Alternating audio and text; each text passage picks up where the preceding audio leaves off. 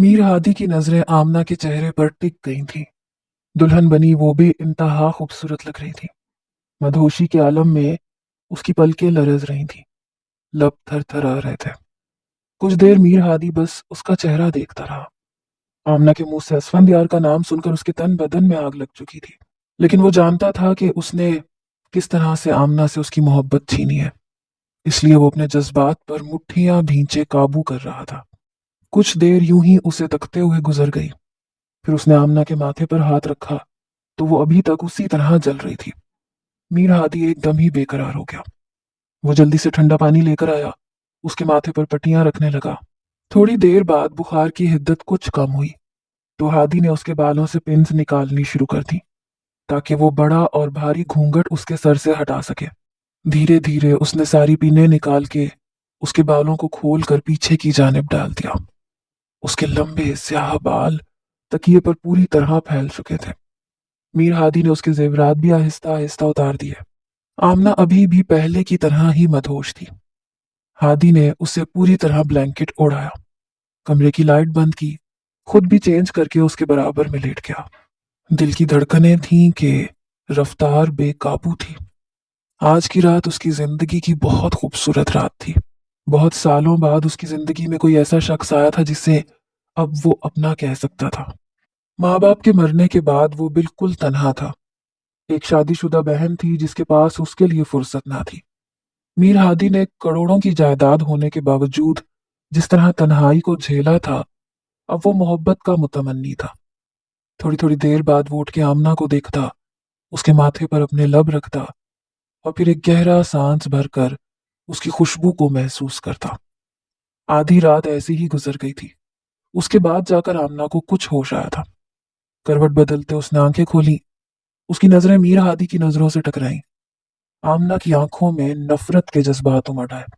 वो एकदम ही घबरा के उठ बैठी और फिर उसे अपनी हालत पर पशेमानी हुई। बेख्तियार उसने अपनी गर्दन पर हाथ रखा तो उसे याद आया कि उसने एक बहुत भारी सा सेट पहन रखा था। मेरे जेवर किसने उतारे? वो इंतहाई सख्त लहजे में पूछ बैठी। मैंने उतारे हैं। तुम बहुत ज्यादा बुखार में तप रही थी, इसलिए मैंने जेवरात वगैरह उतार दिए हैं। मीरा हादी ने बिल्कुल नॉर्मल से अंदाज में कहा। तुम्हारी हिम्मत कैसे हुई मुझे हाथ लगाने की? आमना ने मीरा हादी का गिरेबान पकड़ लिया। तुमसे निकाह किया है इसका यह मतलब नहीं है कि तुम्हें सारे हकूक भी दे दिए हैं। ये निकाह मैंने सिर्फ और सिर्फ असफंदियार की जिंदगी की जमानत के लिए किया है। तुम जो चाहते थे वो मैं कर चुकी हूँ, लेकिन याद रखना, मैं और मेरा वजूद दोनों कभी तुम्हारे नहीं हो सकते। आमना ने नफरत की हर हद को पार करते हुए मीर हादी को जता दिया था कि वो इतनी आसानी से उसकी नहीं हो सकती। अपने लहंगे को समेटती वो बिस्तर से उठ के खड़ी हो गई थी। कहाँ जा रही हो? मीर हादी ने उसे उठते देखा तो फौरन ही बोल पड़ा। जहन्नुम में जा रही हूँ, तुम्हें क्या? आमना वापस अपनी पुरानी टोन में आ गई थी, क्योंकि वो जानती थी कि अब असफी की जिंदगी को कोई खतरा नहीं था। मीर हादी के चेहरे पर बेसाख्ता ही मुस्कुराहट ठहर गई। ठीक है, तो फिर मैं भी साथ चलूंगा। वो उसके पीछे ही उठ के खड़ा हो गया। आमना गुस्से से उसे देखने लगी। चलो ना, अब रुक क्यों गई हो? दोनों मिल के जहन्नुम की सैर करते हैं। मीर हादी मुस्कुराते हुए उसके करीब चला आया था। खुदा करे तुम मर जाओ और सीधे जहन्नुम में ही जाओ, आमना ने गुस्से में बद्दुआ दी थी। सोच लो, अगर मैं मर गया तो तुम बेवा हो जाओगी। मीर हादी बाज नहीं आया था, बल्कि उसके मुकाबिल खड़े होकर मोहब्बत पाश निगाहों से उसे तकने लगा। आमना ने बेख्तियार निगाहें चुराई थी। वॉशरूम उस तरफ नहीं है, ये बालकनी का दरवाजा है। धीरे से मुस्कुराते हुए मीर हादी ने उसे छेड़ा था। आमना एकदम ही चौंक गई। मीर हादी ने उंगली का इशारा करते कमरे के कोने की तरफ उसकी तवज्जो दिलाई। वहां वार्डरोब भी है और बराबर में वॉशरूम भी है। लिबास तब्दील कर लो और आराम से आके सो जाओ। तुमसे जबरदस्ती हक वसूल करने का मेरा कोई इरादा नहीं है। आमना ने एक उचाट सी निगाह उस पर डाली। जैसे ही वार्डरोब की तरफ कदम बढ़ाया, लहंगे में पाँव फंसने की वजह से वो बुरी तरह लड़खड़ाई। मीर हादी ने तेजी से आगे बढ़कर उसे अपने बाजुओं में समेट लिया, वरना वो सीधा मुंह के बल जमीन पर गिरती। छोड़ो मुझे! आमना ने एक जोरदार धक्का मीरा हादी को दिया। बहाने बहाने से करीब आने की जरूरत नहीं है। वो उंगली उठाते तनबीह कर गई थी। जाने मन, अगर मैं करीब आना चाहूं तो तुम रोक नहीं सकोगी, याद रखना। मीर हादी ने उसकी नाक पर अपनी उंगली रखकर दबाई थी। आमना को उसकी हरकत पे तैश आया था। लेकिन बिना कुछ कहे वो वार्डरोब में चली गई। मीर हादी वापस बिस्तर पर आकर लेट गया था। लबों पर एक धीमी सी मुस्कुराहट थी। धीरे से उसने उस जगह हाथ फेरा जहां कुछ देर पहले आमना लेटी हुई थी। उसकी खुशबू, उसके लम्स को वो अपने अंदर बसा लेना चाहता था। उसने आमना को गलत तरीके से हासिल तो कर लिया था, लेकिन वो उसके वजूद पर इस तरह काबिज नहीं होना चाहता था कि सारी जिंदगी खुद से नजर ना मिला पाता। उसे आमना से मोहब्बत थी और वो उससे भी मोहब्बत की तवक्को करता था। मोबाइल फोन उठाकर उसने एक मैसेज टाइप किया, असफंदियार को किसी भी मुल्क में कोई अच्छी नौकरी दिलवाओ और फौरन यहां से रफा दफा करो। मैसेज सेंड करके उसने सुकून का सांस लिया था। एक बार असफंद के नाम का कांटा उसकी जिंदगी से निकल जाता तो आमना आसानी से उसकी हो जाती। आंखें बंद करता वो चंद लम्हों में ही नींद की वादी में उतर गया था। आमना को हासिल करके जो सुकून उसे मिला था, उसके बाद खुद ब खुद उसे नींद आ गई थी। वरना पिछले कितने सालों से वो बगैर नींद की दवा खाए सो ही नहीं पाता था। आमना वार्डरोब में दाखिल हुई तो ये देखकर हैरान हो गई कि उसके आधे घर जितना तो ये वार्डरोब था। एक एक करके वो सारे स्लाइडिंग डोर हटाती चली गई। वहां मौजूद कीमती कपड़े देखकर उसकी आंखें फटी की फटी रह गईं। ऐसी ही तमन्ना वो रखती थी, लेकिन असफंद यार के साथ। आज ये सब कुछ बेमानी था, क्योंकि उसका हमसफर असफंद नहीं था। असफंद का ख्याल आते ही आंखों से आंसू टूट कर गिरे।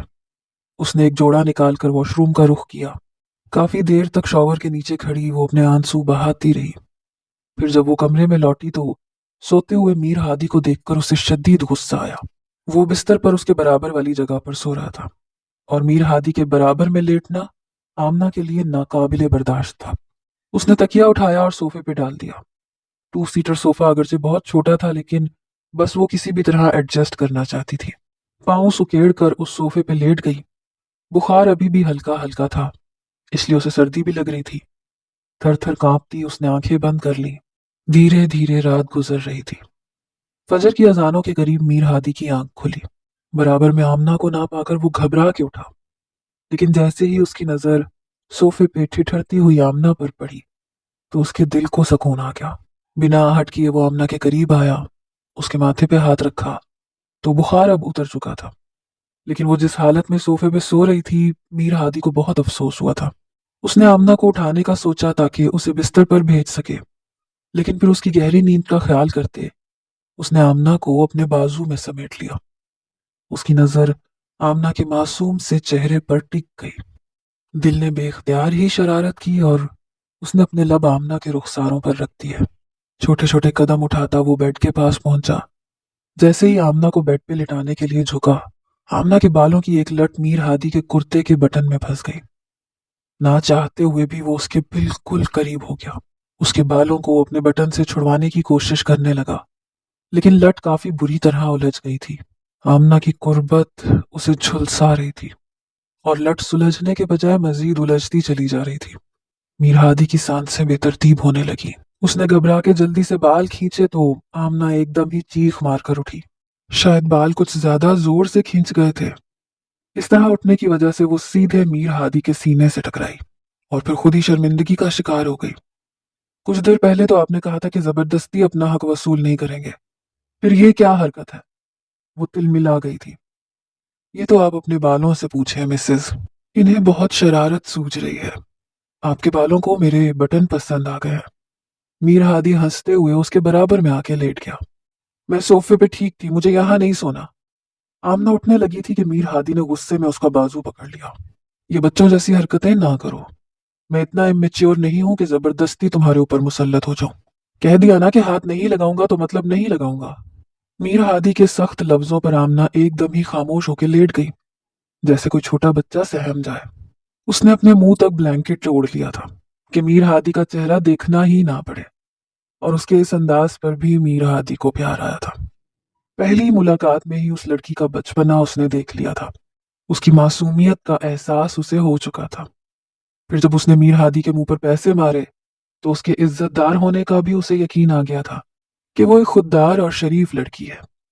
बस उसी वक्त मीर हादी ने फैसला कर लिया था कि वो ही उसकी जिंदगी में शामिल होगी। लेकिन अगर असफंद ना होता तो शायद सब कुछ बहुत खूबसूरत होता। ये ख्याल आते ही उसका मिजाज बिगड़ा था। वो वापस तकिए पर सर रख के लेट गया। धीरे धीरे सुबह का सूरज रोशन हो रहा था। 11 बजे के करीब हादी की आंख खुली। कमरे की खिड़की से धूप छन कर बिस्तर तक आ रही थी। एक नजर उसने आमना पर डाली, जो अभी भी ब्लैंकेट के अंदर ही कहीं गुम थी। हादी ने ब्लैंकेट हटाकर आमना को आवाज दी। उठ जाए आमना मैडम, आपके घर वाले आने वाले होंगे। कल आपकी मामा ने कहा था कि वो 11-12 बजे तक आ जाएंगी, और 11 बज चुके हैं। उसने आमना को आवाज दी। वो इस कदर गहरी नींद में थी कि हमेशा की तरह बोल पड़ी। मैं आज सफाई नहीं करूंगी मामा, मैं बहुत थक गई हूँ। बर्तन भी नहीं धोंगी, बस आप मुझे नाश्ता बना कर दें। उसकी बात सुनकर मीर हादी का कहकहा छूट गया। उसके कहकहे की आवाज पर आमना घबरा के उठ के बैठ गई। परेशानी के आलम में वो घड़ी की जानिब देखने लगी। फिर उसे याद आया कि वो कहाँ है। बालों को समेटकर जूड़ा बनाती वो मीर हादी से नजरें चुरा गई थी, जो अब तक उसकी बात का मजा ले रहा था। अच्छा, तो मेरी बेगम को सफाई करना और बर्तन धोना पसंद नहीं है, वो आहिस्तगी से बोल रहा था। आमना ने कोई जवाब ना दिया।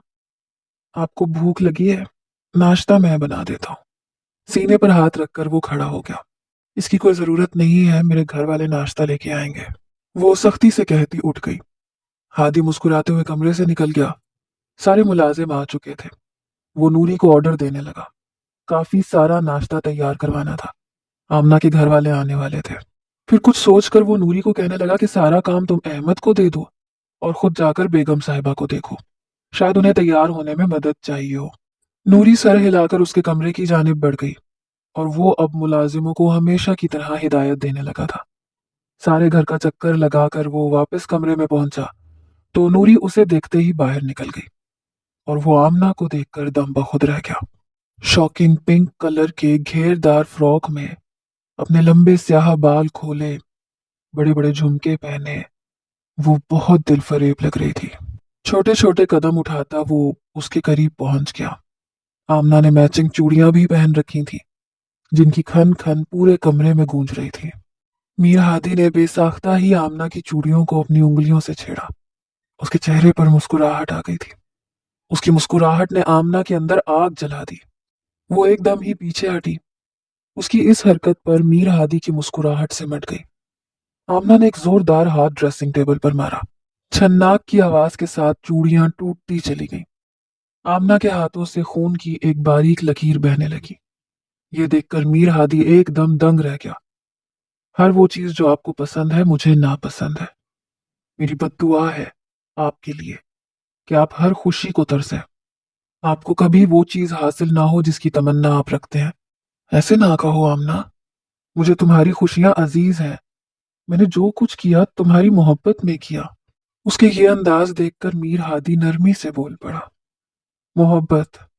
और आपको? आप जैसे लोग मोहब्बत नहीं करते। आपको मोहब्बत का घुमंड होता है। मेरी दुआ है कि बिना मेरी मोहब्बत पाए आप इस दुनिया से रुखसत हो जाएं। आपकी मौत की दुआ मैं अपनी हर सांस के साथ कर रही हूँ।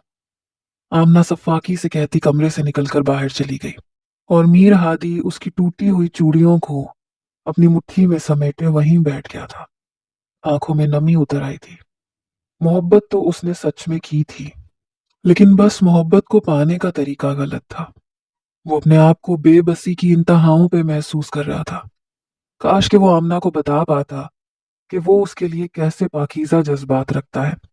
आमना सीढ़ियां उतरकर नीचे पहुंची ही थी कि उसके घर वाले चले आए। दोनों छोटी बहनें भागकर उसके गले लग गईं। आमना ने जल्दी से अपने दुपट्टे से अपनी कलाई से बहते खून को पोंछ लिया। वाह आपी, कितना बड़ा महल है आपका। कितनी खुशनसीब हैं आप। आपकी तो किस्मत जाग गई। असफन भाई का घर तो इस महल के एक कमरे के बराबर भी नहीं था। उसकी छोटी बहन ने बिना सोचे समझे वो बात कह दी जिसे सुनकर उसके दिल को शदीद ठेस पहुंची थी। आप ही अपना कमरा दिखाए ना, दोनों जिद करने लगी। तो आमना उन दोनों को कमरे में ले आई। मीर हादी अभी तक उसी जगह बैठा था। आमना के घर वालों को देखकर उसने जल्दी से अपने आप को संभाल लिया। उसकी दोनों सालियां बहुत खुशी से उससे मिली। फिर वो सारा कमरा देखने लगी, और वार्डरोब देखकर तो दोनों की आंखें खुली की खुली रह गईं। आप ही, हम तो चंद दिन यहीं रहना चाहते हैं। नेहा ने बालकनी का दरवाजा खोलते हुए जोर से आवाज लगाई। आमना के चेहरे पर मुस्कुराहट आ गई। मीर हादी बहुत गौर से उसकी मुस्कुराहट देख रहा था। आमना की नजर मीर हादी पर पड़ी तो उसने फौरन ही अपना चेहरा दूसरी जानिब कर लिया। मीर हादी उठकर बाहर निकल गया। وہ جانتا تھا کہ آمنہ اپنے گھر والوں کے ساتھ چلی جائے گی اور رات کو واپس بھی آ جائے گی، لیکن شاید وہ آمنہ کبھی واپس نہ آتی جس سے اسے محبت ہوئی تھی، اور اب یہ احساس اسے بری طرح کچوکے لگا رہا تھا۔ اپنے گھر والوں کے سامنے آمنہ نے ایک لفظ بھی نہ کہا، بلکہ ایسے ظاہر کیا جیسے وہ بہت خوش ہو۔ اس نے ابھی تک کسی کو نہیں بتایا تھا کہ اسفند نے اس سے تعلق کیوں ختم کیا۔ پتا ہے آمنہ، اسفند کو راتوں رات ایک بہت عالی شان نوکری مل گئی ہے اور اب وہ پردیس جا رہا ہے۔ چچی اس کے پاس جو اس کے کمرے میں آئی تو اسے خود ہی اسفند کے بارے میں بتانے لگی۔ یہ سن کر بھی آمنہ کچھ نہ بولی، لیکن جیسے ہی اسے تنہائی میں موقع ملا اس نے فوراً اسفند کو فون ملایا۔ اسفند اس کی آواز سن کر کتنی دیر خاموش رہا۔ مبارک ہو، سنا ہے پردیس جا رہے ہو؟ مبارک تو تمہیں ہو آمنہ، سنا ہے کسی محل کی رانی بن گئی ہو۔ دعا کرتا ہوں کہ ہمیشہ خوش رہو۔ بھیگتی ہوئی آواز میں اسفند نے آہستگی سے اسے دعا دی تھی۔ آمنہ کچھ نہ کہہ سکی اور فون بند ہو گیا۔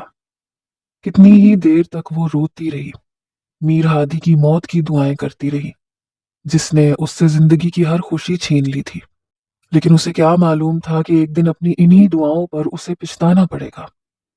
میر ہادی نے ایک شاندار ولیمے کی تقریب رکھی تھی۔ ہر کوئی آمنہ کی خوش نصیبی کے گن گا رہا تھا۔ آمنہ کے سارے گھر والے خوش تھے، بس ایک وہی تھی جس کے دل میں آگ سلگ رہی تھی۔ ساری تقریب میں وہ اپنے گھر والوں کے لیے مسکراتی رہی، لیکن جیسے ہی تقریب ختم ہوئی اور وہ لوگ واپس گھر پہنچے تو آمنہ نے اپنا لباس تبدیل کیا اور صاف لفظوں میں میر ہادی سے کہہ دیا کہ اب سے تمہارا اور میرا کوئی تعلق نہیں، نہ میرے قریب آنے کی کوشش کرنا اور نہ مجھے تمہاری ہمدردیوں کی ضرورت ہے۔ اسفند کو تم نے پردیس بھیجنے کا انتظام کروا دیا ہے نا، نوکری لگوا دی ہے نا، چلا جائے گا وہ، اور اس کے بعد میرا اس سے کوئی تعلق نہیں رہے گا۔ تم یہی چاہتے تھے نا، لیکن یاد رکھنا کہ تعلق تو میرا تم سے بھی نہیں ہوگا۔ اس نے صاف لفظوں میں میر ہادی کو جتایا تھا۔ تم نے اسفند سے بات کی تھی؟ اسفند کے ذکر پر وہ ایک دم غرا اٹھا تھا۔ بتاؤ مجھے، تم نے اسفند سے بات کی تھی، اسے فون کیا تھا؟ دھیرے دھیرے قدم اٹھاتا وہ آمنہ کے قریب آیا۔ آمنہ کو کچھ غلط ہونے کا احساس ہوا۔ میر ہادی نے اسے بازوؤں سے پکڑ لیا۔ بتاؤ مجھے، تم نے اسفند کو فون کیا تھا؟ آمنہ نے ہاں میں سر ہلایا۔ میر ہادی نے ایک زوردار دھکا دے کے اسے بستر پہ پھینکا تھا۔ کوٹ اتار کے صوفے پہ پھینکتے وہ ایک دم آمنہ کے قریب آ گیا۔ کس کی اجازت سے فون کیا تھا اسفند کو؟ کیا لگتا ہے تمہارا؟ میر ہادی کا غصہ جنون میں بدل رہا تھا۔ میں نے کہا تھا نا تمہارا اس سے کوئی تعلق، کوئی واسطہ نہیں، پھر کیوں کی اس سے بات؟ آمنہ سے کوئی جواب نہ بن پڑا۔ میر ہادی نے بڑی سختی سے اس کے بازوؤں کو جکڑا۔ کہا تھا نا تم سے زبردستی کوئی حق وصول نہیں کروں گا، لیکن تم نے مجھے مجبور کیا ہے کہ میں تمہیں بتاؤں کہ میں کون ہوں۔ خدا کے واسطے چھوڑو، مجھے تکلیف ہو رہی ہے۔ آمنہ اپنا بازو چھڑوانے کی کوشش کرنے لگی۔ تکلیف؟ تکلیف تمہیں نہیں ہو رہی، تکلیف مجھے ہو رہی ہے۔ تم اس شخص سے کس طرح رابطہ رکھ سکتی ہو جو تمہارا کچھ بھی نہیں لگتا؟ اب میں تمہارا شوہر ہوں، لیکن تمہیں شاید ابھی تک یہ بات سمجھ میں نہیں آئی۔ میر ہادی نے پوری طرح آمنہ کو اپنی گرفت میں جکڑا ہوا تھا۔ آمنہ کی سانسیں بے حال ہونے لگی۔ وہ پہلے ہی غم اور بخار سے نہ ڈھال تھی، اب میر ہادی کا غصہ اسے مزید سہما گیا۔ تم نے مجھے مجبور کیا ہے کہ میں تمہیں بتاؤں کہ میرا اور تمہارا رشتہ کیا ہے، تاکہ آئندہ تمہیں اسفند کا خیال بھی چھو کر نہ گزرے۔ ہاتھ بڑھا کر میر ہادی نے سائیڈ لیمپ آف کیا اور ساری رات آمنہ کی سسکیاں کمرے میں گونجتی رہی۔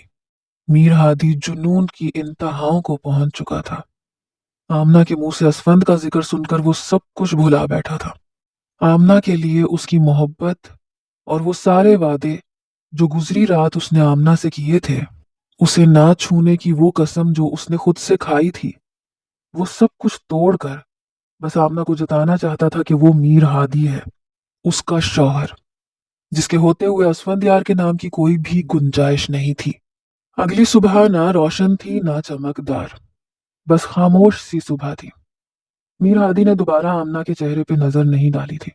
وہ منہ پھیر کے سو چکا تھا، جبکہ آمنہ اب اپنے آپ میں سمٹی دبی دبی سسکیوں کے ساتھ آنسو بہا رہی تھی۔ میر ہادی نے اس سے اس کا وجود چھین لیا تھا، اس کی شناخت بدل دی تھی۔ اور یہی بات آمنہ کے لیے ناقابل برداشت تھی۔ وہ سارا دن اپنے کمرے میں بند رہی، ایک لقمہ بھی نہ لیا، بس آنسو بہاتی رہی۔ اس کی حالت دیکھ کر میر ہادی کو اپنی جذباتیت پر افسوس ہوا، لیکن آمنہ کی زبان سے اسفند کا نام سن کر وہ چاہ کر بھی خود پر قابو نہیں رکھ پایا تھا۔ اس نے نوری سے کہا تھا کہ کسی طرح آمنہ کو کھانا کھلا دے، لیکن آمنہ بھی ضد کی پکی تھی، خاموش اپنی جگہ بیٹھی رہی۔ ایسے ہی 2 دن گزر گئے۔ تیسرے دن جا کر میر ہادی کو اس کی طرف سے تشویش ہونے لگی۔ وہ زبردستی کھانے کی ٹرے اٹھا کر اس کے سر پہ مسلط ہو گیا، اور پھر اس نے اسے کھانا کھلا کر ہی دم لیا تھا۔ آمنہ، میں محبت کرتا ہوں تم سے، تمہارے منہ سے کسی اور کا ذکر برداشت نہیں ہوتا مجھ سے۔ ٹرے ایک طرف رکھتے وہ پیار سے آمنہ سے مخاطب ہوا تھا۔ محبت تو میں بھی کرتی تھی، پھر آپ نے کیا کیا؟ میری محبت کو چھین لیا، میری زندگی سے سارے رنگ نوچ لیے۔ کیا چاہتے ہیں آپ؟ میری محبت کے مردہ وجود پر اپنی محبت کا تاج محل کھڑا کرنا چاہتے ہیں؟ کیا آپ کو لگتا ہے اس تاج محل کی کوئی بنیاد ہوگی؟ آمنہ روتے ہوئے بول پڑی تھی۔ مجھے معاف کر دو آمنہ، ساری زندگی محبتوں کے لیے ترسا ہوں۔ تم سے محبت ہوئی تو تمہیں کھونے کا تصور بھی نہ کر سکا، اور بس اسی لیے غلط طریقے سے تمہیں حاصل کر لیا، لیکن میری نیت غلط نہیں تھی۔ کیا بات ہے آپ کی میر ہادی، آپ کی نیت کیسی تھی کیسی نہیں یہ تو خدا جانتا ہے، لیکن جو کچھ آپ نے کر دیا اس کے بعد میں شاید ساری زندگی محبت لفظ سے بھی نفرت کروں گی۔ مجھے آپ سے اب کوئی سروکار نہیں، میری عزت، میرا وجود، آپ سب کچھ ہتھیا چکے ہیں، میری محبت آپ دفنا چکے ہیں، اب جو چاہے کریں۔ آمنہ نے دوپٹہ اتار کے دور پھینکا، دونوں بازو کھول دیے۔ اگر وجود کے حصول کو آپ محبت کہتے ہیں تو میں حاضر ہوں، کیونکہ شاید یہی آپ کے لیے محبت ہے، لیکن اگر آپ یہ تمنا رکھتے ہیں کہ میرا دل بھی آپ کے لیے دھڑکے تو جان لیجئے میر ہادی، میں مردہ ہو چکی ہوں، میرا دل مر گیا ہے۔ اسفند کی محبت کو دفناتے دفناتے میں نے خود کو بھی دفنا دیا ہے۔ آنکھوں پر ہاتھ رکھ کر وہ پھوٹ پھوٹ کے رونے لگی تھی۔ میر ہادی نے آگے بڑھ کر اسے بازوؤں میں سمیٹ لیا۔ اس کے سینے سے لگ کر بھی اس نے کوئی پس و پیش نہ کی، بلکہ اپنا آپ خود ہادی کے حوالے کرتے وہ آنسو بہاتی چلی گئی۔ کتنے ہی لمحے خاموشی سے گزر گئے۔ میر ہادی کا دل اپنی غلطی پر پشیمان تھا، لیکن اب کچھ نہیں ہو سکتا تھا۔ آمنہ، مجھے معاف کر دو، وہ ہاتھ جوڑے معافی مانگ رہا تھا۔ آمنہ نے نفی میں سر ہلا دیا تھا۔ معافی کی شاید کوئی گنجائش ہی نہیں تھی۔ ان دونوں کے درمیان ایک خاموشی ٹھہر گئی تھی۔ دن ہفتوں میں بدلنے لگے، آمنہ سارا وقت خاموش رہتی۔ میر ہادی اسے خوش رکھنے کی کوشش کرتا، لیکن آمنہ کے چہرے سے مسکراہٹ کہیں کھو گئی تھی۔ اسفند یار پردیس جا چکا تھا، 2 مہینے گزر گئے تھے، لیکن خاموشی میں کوئی فرق نہیں پڑا تھا۔ آمنہ بس اپنی ذمہ داریوں کو نبھانے لگی۔ نوری کے ساتھ گھر کے کام کاج دیکھ لیتی، ملازموں پر نظر رکھتی، میر ہادی کی چیزوں اور ضروریات کا خیال رکھتی، لیکن اس سے زیادہ ان دونوں کے درمیان کوئی رشتہ نہ تھا۔ میر ہادی بھی پوری طرح خاموش ہو چکا تھا۔ وہ آمنہ کو وقت دینا چاہتا تھا، لیکن ایک شام اچانک آمنہ کی طبیعت بگڑ گئی۔ ہادی اسے لے کر ہسپتال بھاگا تو پتہ چلا کہ وہ امید سے ہے۔ یہ سنتے ہی میر ہادی کے چہرے پر بے انتہا خوشی چھا گئی، لیکن آمنہ اس قدر چیخوں سے روئی کہ پورا ہسپتال ایک ہو گیا، اور پھر اس نے صاف لفظوں میں کہہ دیا کہ وہ ابارشن کروانا چاہتی ہے۔ میر ہادی کا چہرہ پھک ہو گیا تھا۔ وہ کسی طور اپنے بچے کو کھونا نہیں چاہتا تھا، لیکن آمنہ کی ضد نے اسے مجبور کر دیا۔ اس نے خود ڈاکٹر سے کہہ دیا کہ ہمیں یہ بچہ نہیں چاہیے۔ یہ کہتے ہوئے اس کا دل بری طرح بند ہوا تھا۔ ڈاکٹر نے ایک گہری نظر میر ہادی پر ڈالی اور افسوس سے اسے دیکھا۔